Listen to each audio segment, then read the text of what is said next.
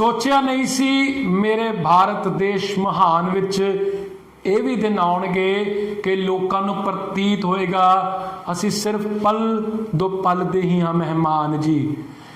रोजाना करोना दे 3 ਲੱਖ ਦੇ आस-पास केस आउण लगे ने ते ये स्थिति ये हालात लोगों को सच्चियों लगे ने डराउण जी। बीबत्ती नवां शहर देख रहे हो, मैं तुहाडा अपना परिवारक मैंबर दिनेश सूरी। तुसी शेयर तो अंदाजा ला लेंदे वीडियो किस बाबत होने वाली है। तुसी कैप्शन भी पढ़ ली होनी है कि 16 मई तो भारत विच करोना के केस आने हो जाणगे बंद। इहदा की भेद है, इहदी की गुंझल है, तुहानूं वीडियो दे चलदे चलदे पता लग जानी है। पर वीडियो के अंत तक बने रहो, अज दी वीडियो तुहाडे सारे लई बहुत है खास। दोस्तों सच्ची गल करा तो बहुता खुश होने की जरूरत नहीं है, एक कैप्शन है कि वीडियो के विच तुहानूं पता चल जाना। लेकिन मोदी साहब ने पिछले साल मार्च महीने कहा सीगा कि मेरे भाइयों बहनों मुझे सिर्फ 3 हफ्ते दे दो, 21 दिन दे दो, मैं तुहानूं कोरोना दी जंग जित के देवांगा। तालियां खड़का दो, घंटियां खड़का दो, फोन की लाइट जगा दो, लेकिन अफसोस दिमाग की बत्ती नहीं जगी। अज 19 गुणा 3 नूं कर लो, उन्होंने 3 हफ्ते मंगे सी, लेकिन 19 बार 3 नूं मल्टीप्लाई कर दो, 57 हफ्ते हो गए ने। लेकिन स्थिति जिहड़ी आ वो बिगड़ नहीं चुकी, स्थिति बर्बाद हो चुकी है। हालात बर्बादी वाले ने, हालात इहो जिहे गुरबत वाले हो गए ने कि सड़कों ते जड़ियां लाशां ने उन्होंने जलाया जा रहा, सड़कों की फुटपाथों ते जड़ियां लाशां जलाईयां जा रही ने, और शमशान घाट के लोहे भी पिघल गए ने इन्नियां लाशां जला के। पर 16 मई की गुंझल जे खोल देवां तो special task force, corona special task force जिहड़ी मोदी साहब ने बनाई सी, उस तो डॉक्टर वी के ने पिछली अप्रैल 22 ਨੂੰ ਇਹ ਕਿਹਾ ਸੀਗਾ, अप्रैल 22 2020 ਨੂੰ ਕਿਹਾ ਸੀਗਾ कि भाइयों बहनों 16 मई तो पूरे भारत में कोरोना का एक भी केस नहीं आएगा। कि यह भी जुमला सी थानू पता होना, पिछले साल 16 मई तो पहला कदे 1000, कदे 2000, कदे 3000, लेकिन 16 मई तो बाद 5000 तो लैके 99,000 तक कोरोना के पेशेंट आने शुरू हो गए सी। फिर 99,000 नूं टच करके ये रेशो पिछे वाल नूं परती सी। पर अज की घड़ी हाल की स्थिति एज ऑफ नाउ हालात ये ने कि डेली करोना के पेशेंट 3 ਲੱਖ के आस पास आते हैं। कल 3,15,000 करोना पेशेंट आए सी। और जिवें पहला कहा स्थिति सरकार के हाथ में बिल्कुल नहीं आ, सरकार के हाथ विचों निकल गई है। लेकिन कुछ लोग ये भी कहते हैं कि हाले प्रॉपर टेस्टिंग हो ही नहीं रही। ये सरकारी फिगर्स ने, जिस दिन सच्चियां टेस्टिंग होने लग पईयां, जिस दिन सच्ची रिपोर्ट सामने आ गई, उस दिन ये रेशियो 3 ਲੱਖ तो 30 ਲੱਖ तक पहुँच जाएगी। ये प्रोबेबिलिटी है, ये उन्होंने आस है। पर यह निराशता वाली गल है, ये निराशता वाला वातावरण है कि साडे भारत में जिथे कहा जा रहा सी कि 3 हफ्ते में जित प्राप्त कर लांगे, अज 1 साल तो वधेरा समा होने तो बाद भी जिहड़ी रेशो आ वो सिखरां ते है, वो वापस नहीं आ रही। पर इत्थे कुछ नैचुरलपैथी नाल जुड़े हुए डॉक्टर्स का कहना है कि कोरोना नाम की कोई चीज़ है ही नहीं, कोरोना करके तो जड़ियाँ डेथ्स हो ही नहीं रही। रीजन ये आ, उन्होंने डॉक्टर्स का मनना ये है कि किसी भी हॉस्पिटल में जब पेशेंट एडमिट होंदा है, किसी भी बीमारी नाल हो सकता है, वो हाई BP नाल भी हो सकता है, वो शुगर करके भी हो सकता है, वो लीवर की प्रॉब्लम करके भी हो सकता है, वो किडनी की प्रॉब्लम करके भी हो सकता है, वो हार्ट की प्रॉब्लम करके भी हो सकता है, वो स्टोन की प्रॉब्लम करके भी हो सकता है, और किसी प्रॉब्लम करके भी उन्होंने हॉस्पिटल एडमिट किया जा सकता है। लेकिन जो एडमिट करते हैं फिर उसका करोना टेस्ट किया जाता है, उस तो बाद वो करोना पॉजिटिव आता है, फिर पैनिक क्रिएट होती है, और डरन तो बाद जो ट्रीटमेंट प्रॉपर नहीं मिलता, क्योंकि कोरोना पेशेंट के कोई नेड़े नहीं लगता, ये डॉक्टर्स का कहना है। उसकी जो डेथ होती है तो अल्टीमेटली उसनूं कोरोना के कोटे में पाया जाता है। पर इस दे उल्ट जे दिल्ली की गल करिए तो स्थिति बहुत गमगीन है, हालात बहुत निराशता वाले ने, निराशता वाला वातावरण है, क्योंकि 99% जोड़े बैड्स ने हॉस्पिटल में वो ब्लॉक हो चुके हैं। लेकिन लोग होर पीड़ित हो रहे हैं, होर संक्रमित हो रहे हैं।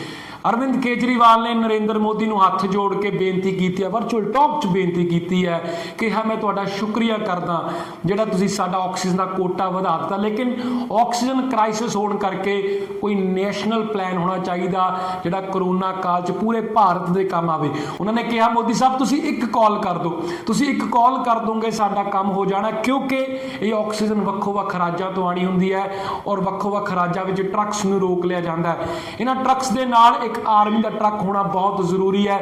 ਵੱਖੋ ਵੱਖ ਰਾਜਾਂ ਦੇ ਸੀਐਮ ਨੂੰ ਕਾਲ ਕਰ ਦਿਓ ਕਿ ਇਹਨਾਂ ਟਰੱਕਾਂ ਨੂੰ ਨਾ ਰੋਕਿਆ ਜਾਵੇ, ਔਰ ਅਗਰ ਤੁਸੀਂ ਚਾਹੁੰਦੇ ਹੋ ਤੁਸੀਂ ਕਰ ਸਕਦੇ ਹੋ ਕਿ ਹਵਾਈ ਯਾਤਰਾ ਦੇ ਥਰੂ ਵੀ ਜਿਹੜਾ ਇਹ ਆਕਸੀਜਨ ਦਿੱਲੀ ਤੱਕ ਪਹੁੰਚਾਏ ਜਾਣ। ਜਿਹੜੇ ਟਰੱਕ ਉੜੀਸਾ ਵਰਗੇ ਸਟੇਟਸ ਤੋਂ ਆਣੇ ਨੇ, ਵੈਸਟ ਬੰਗਾਲ ਵਰਗੀ ਸਟੇਟਸ ਤੋਂ ਆਣੇ ਨੇ। ਅਰਵਿੰਦ ਕੇਜਰੀਵਾਲ ਨੇ ਬੜੀ ਚਿੰਤਾ ਜਤਾਈ ਹੈ ਔਰ ਹੱਥ ਜੋੜ ਕੇ ਪੀਐਮ ਮੋਦੀ ਦਾ ਅਹਿਸਾਨ ਵੀ ਮੰਨਿਆ, ਲੇਕਿਨ ਅਗਰ ਉਸਦੇ ਨਾਲ ਫੋਕਸ ਕਰੀਏ ਕਿੱਲਤ ਬਹੁਤ ਜ਼ਿਆਦਾ ਹੈ ਆਕਸੀਜਨ ਦੀ। किल्लत क्यों है? क्योंकि पिछले साल मोदी साहब ने कहा सी कि असी 162 नवे प्लांट लगावांगे, लगे किन्ने 32, बाकी रह गए 130 जिहदे चों 47 हाले तक पास होए ने, 83 का कोई अता पता ही नहीं है। लेकिन अगर तस्वीरां की गल करिए दिल्ली विच तां ये लोग, दिल्ली विच तां कई लोग भीख मंगते भी नज़र आए ने, जिहड़े भीख मंग के कह रहे हैं कि सरकार नूं चंदा इकट्ठा करके दे दिंदे आ, साडे तक ऑक्सीजन पहुंचनी चाहिए है क्योंकि लोग ऑक्सीजन के दुखों मर रहे हैं। तस्वीरां कुछ ये भी देखियां ने कि उत्थे दे स्थानक लोग ये भी कह रहे हैं कि स्थिति पैनिक हो गई है, क्योंकि कुछ डॉक्टर कह दिंदे ने ऑक्सीजन मंगवा लो, हो सकता तुहाडे पेशेंट नूं ऑक्सीजन की जरूरत पवे तां लोकी फ्यूचर नूं सिक्योर करन लई, आउण वाले समय ਨੂੰ ਬਚਾਉਣ ਲਈ ਪਹਿਲਾਂ ਹੀ ਆਕਸੀਜਨ ਡਿਮਾਂਡ ਬਹੁਤ ਕਰ ਰਹੇ ਨੇ, ਜਿਹਦੇ ਕਰਕੇ ਆਕਸੀਜਨ ਵਿੱਚ ਕਿੱਲਤ ਆ ਰਹੀ ਹੈ। ਪਰ फर्जीवाड़ा गोरख धंधा हाले भी किते बंद नहीं, हाले भी सरकारां नकेल पाउण विच बहुत पिछे ने, क्योंकि ये भी सुनन विच आया, एक रिपोर्ट दूँ ये भी सानूं पता लग्या कि 200 रुपए की दवाई इस समय दिल्ली विच 25-25 हज़ार विच ब्लैक मार्केट के थ्रू बेची जा रही है, जिहदे करके लोगों की जेब ते सीधा डाका वज रहा है। और सेंटर सरकार भी दिल्ली विच है और दिल्ली की जिहड़ी सरकार आम आदमी पार्टी वो तो दिल्ली विच है ही, लेकिन ये फर्जीवाड़ा ये गोरख धंधा रोकिया नहीं रुक रहा, जिहदे करके लोग बहुत ज़्यादा परेशान। अगली गल करिए तो स्थिति इन्नी बिगड़ती देख के सुप्रीम कोर्ट ने केंद्र सरकार नूं झाड़ पाई है। केंद्र सरकार नूं कहा है कि एक कौमी एमरजेंसी वाली स्थिति बन चुकी है और ये उत्ते केंद्र सरकार तो जवाब भी मंगे ने, 4 सवाल भी पूछे ने। पहला सवाल पूछा कि ऑक्सीजन लिए की कर रहे हो, वैक्सीनेशन की स्थिति है, वैक्सीनेशन का प्रोसैस की हो रहा है और लॉकडाउन किवें लगेगा, कि केंद्र सरकार लॉकडाउन लगाएगी कि ये सूबा सरकार के संदर्भ चाहता है। लेकिन नाल दे नाल झाड़ पाउंदे होए सुप्रीम कोर्ट ने यह भी कहा है कि चाहे तरला करो, चाहे मिहनत करो, चाहे चोरी करो, लेकिन लोगों तक ऑक्सीजन पहुँचाओ, क्योंकि जिउण का अधिकार किसी तो कोई सरकार नहीं खो सकती, कोई सूबा सरकार नहीं खो सकती, कोई केंद्र सरकार नहीं खो सकती। और ये ऊणताई किल्लत कताई नहीं आनी चाहिए। शायद अगर ये गल्लां सुप्रीम कोर्ट ने किसी धार्मिक आगू नूं कहियां होंदियां जां सोशल वर्कर नूं कहियां होंदियां, वो 1-2 बार सोचदा, लेकिन हुण लगदा है कि शर्म नाम का शब्द तो साडी केंद्र सरकार की डिक्शनरी विच आउंदा ही नहीं। पर मोदी साहब की गल करिए, वर्चुअल गलबात करते हुए मोदी साहब ने एक गल नूं सुनिया और कहा लॉकडाउन होना चाहिए कि नहीं होना चाहिए, ये सूबा सरकार देखण। एड्रैस करते उन्होंने कहा कि सूबा सरकार देखण, अगर असी पूर्ण लॉकडाउन लाने तो आर्थिक तंगी लैके आ सकता है, लेकिन जिथे करोना पॉजिटिव आता है उत्थे माइक्रो कंटेनमेंट बनाए जान। हुण इस गल नूं समझियो, मोदी साहब कह रहे हैं कि मुकम्मल लॉकडाउन नहीं लगेगा, माइक्रो कंटेनमेंट बना दिते जान। मैं पहला भी अपने दर्शकों को दस्सिया सी माइक्रो कंटेनमेंट का मतलब की है कि मान लो ए महल्ले विच, ए महल्ला ABCD वाले पासे जाने, ए महल्ले विच कोई करोना पॉजिटिव आ जाता है तो ए महल्ले नूं 1 हफ्ते लिए सील कर दिता जाएगा।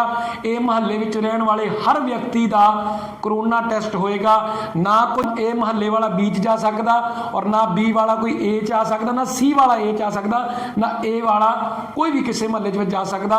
वो पूरा महल्ला हो जाएगा सील 1 हफ्ते लिए और कल्ले कल्ले का करोना टेस्ट होएगा, जिहड़े उन्होंने मिल चुके होंगे कल्ले कल्ले का करोना टेस्ट होएगा। हाँ मैं मानता पूरे देश में मुकम्मल लॉकडाउन नहीं लगेगा, लेकिन जिथे जिथे करोना पॉजिटिव पेशेंट आ गया उत्थे तो माइक्रो कंटेनमेंट बढ़ जाएंगे। और पेशेंट आ किन्ने रहे ने 3 ਲੱਖ 3.25 ਲੱਖ ਤਾਂ ਕਿੰਨੇ ਮਾਈਕਰੋ ਕੰਟੇਨਮੈਂਟ ਬਣਨਗੇ? ਡੀਸੀਆਂ ਲਈ ਇਹ ਕਿੰਨਾ ਪਜ਼ਲ ਵਾਲੀ ਸਿਚੁਏਸ਼ਨ ਹੋ ਜਾਏਗੀ। ਮੋਦੀ ਸਾਹਿਬ ਨੇ ਜਮਾਖੋਰੀ और ऑक्सीजन की किल्लत आने ते कोई बहुत जस्टिफिकेशन वाला जवाब नहीं दिता, पर सूबा सरकार देखण ये कह के पिछा जरूर छडा लिया।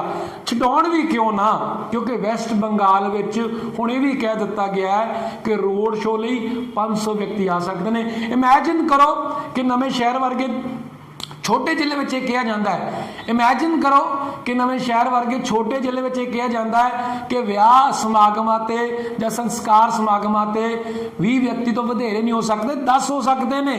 10 तो बाद इजाजत लेनी पवेगी।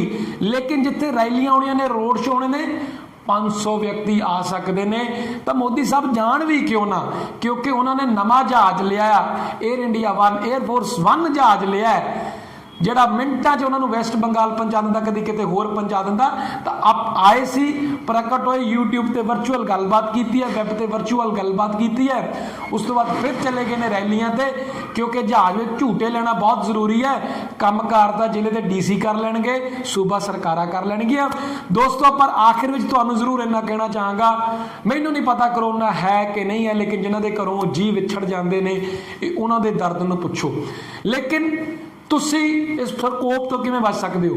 ਤੁਹਾਨੂੰ ਇਸ ਪ੍ਰਕੋਪ ਤੋਂ ਬਚਣ ਲਈ ਸਾਵਧਾਨੀਆਂ ਜ਼ਰੂਰ ਲੈਣੀਆਂ ਪੈਣੀਆਂ, ਕਿਉਂਕਿ ਵਾਇਰਸ ਯੂਨੀਵਰਸ ਵਿੱਚ ਹੈ। ਮੈਨੂੰ ਪਤਾ ਕਿ ਤੁਸੀਂ ਡਰ ਰਹੇ ਹੋ, ਪਰੇਸ਼ਾਨ ਹੋ ਕਿ ਆਉਣ ਵਾਲਾ ਸਮਾਂ ਕਿਵੇਂ ਹੋਵੇਗਾ, ਲੇਕਿਨ ਅਗਰ ਅਸੀਂ ਸਾਵਧਾਨੀਆਂ ਵਰਤਦੇ ਰਹਾਂਗੇ ਤਾਂ ਘੱਟੋ ਘੱਟ ਰਾਤ ਨੂੰ ਸੌਣ ਵੇਲੇ ਮਨ ਪਰੇਸ਼ਾਨ ਨਹੀਂ ਹੋਏਗਾ ਕਿ ਅੱਜ ਬਿਨਾਂ ਮਾਸਕ ਤੋਂ ਘੁੰਮਿਆ, ਫਲਾਣੇ ਨੂੰ ਮਿਲਿਆ ਸੀ, ਸ਼ਾਇਦ ਉਹ ਮੈਨੂੰ ਕਰੋਨਾ ਨਾ ਕਰ ਗਿਆ ਹੋਵੇ। ਤਾਂ ਆਪਣੀ ਸੇਫਟੀ ਆਪਣੇ ਹੱਥ।